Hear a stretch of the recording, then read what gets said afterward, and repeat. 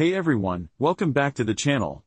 Let me ask you a quick question. Have you ever needed your Java program to do something repeatedly, say, print a message 10 times or count down from 10 to 1? If so, then you've already run into one of the most important programming concepts, loops. Today, we're diving deep into for loops in Java, a tool every developer must master. Trust me, if you're aiming to land a job as a Java developer, or just want to write clean and efficient code, this is not optional. Without a solid grasp of loops, you'll struggle in interviews and real-world coding projects. So stick with me, because by the end of this lesson, you'll not only understand how for loops work, you'll be able to use them to solve practical problems with confidence. Section 1. What is a for loop? Let's start with the basics. A for loop in Java is a way to repeat a block of code a certain number of times. It's very similar to a while loop, but the key difference is that while loops can potentially run forever until a condition becomes false, for loops are designed for situations where you know exactly how many times you want to run the code. Think of it like setting an alarm clock. You decide exactly how many rings you want before it stops. Section 2. The structure of a for loop. Here's what a for loop looks like. We start with the for keyword, followed by parentheses, and inside those parentheses we have three statements, separated by semicolons. Statement 1. Initialization. This is where we create a counter, also called a loop control variable. A common convention is to use I as the counter, short for index. For example, int I equals 0, this tells Java, hey, start counting at 0. Statement 2. Condition. This tells Java when to stop. For example, I less than 10, this means, keep looping as long as I is less than 10. Statement 3, update. This is how we move to the next step after each loop iteration. The most common way is to increment the counter by 1 using I++. So a simple for loop looks like this.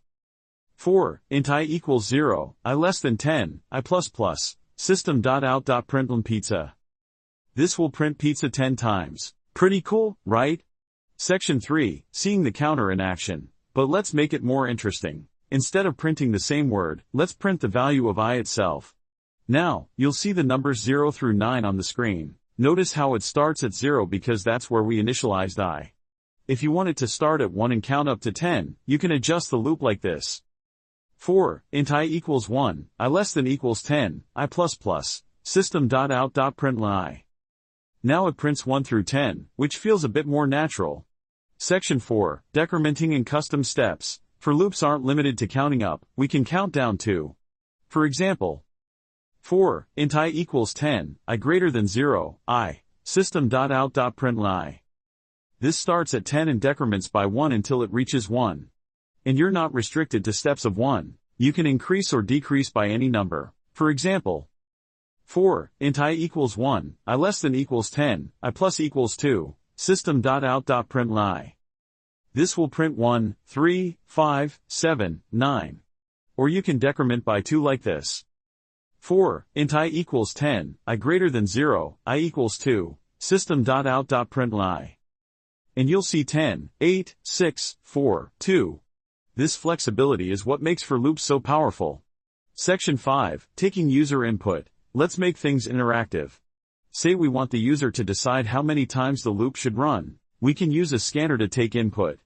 We import the scanner class, create a new scanner object, and then write something like system.out.print enter how many times you want to loop, int max equals scanner.nextInt. Now we can use that max variable as the stopping condition.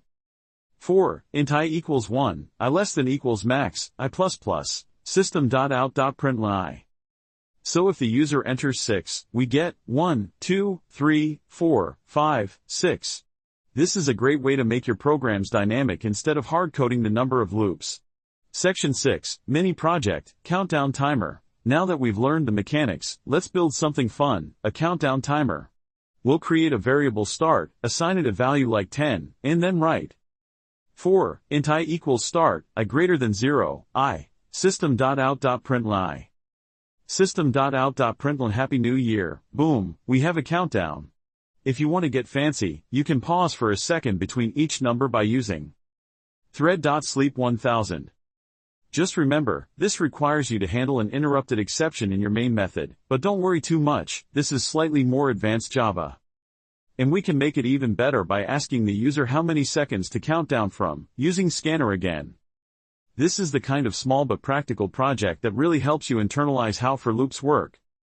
Section 7. When to use for loops versus while loops. You might be wondering, when should I use a for loop instead of a while loop? Here's a good rule of thumb. Use a for loop when you know exactly how many times you want to repeat something. Use a while loop when you don't know the exact number of iterations, and you just want to loop until some condition becomes false. In practice, many problems can be solved with either, but for loops tend to make code cleaner and easier to read when you're working with a fixed number of iterations. Conclusion, takeaway and next step. If you've followed along, you've just taken a huge step toward writing cleaner, more efficient programs. Loops are everywhere, in games, data processing, automation, so this is knowledge you'll use every single day as a programmer. If this lesson helped you, make sure to like, drop a comment, and subscribe so you don't miss future Java tutorials. And as always, keep practicing, because the best way to master loops is to use them in your own projects.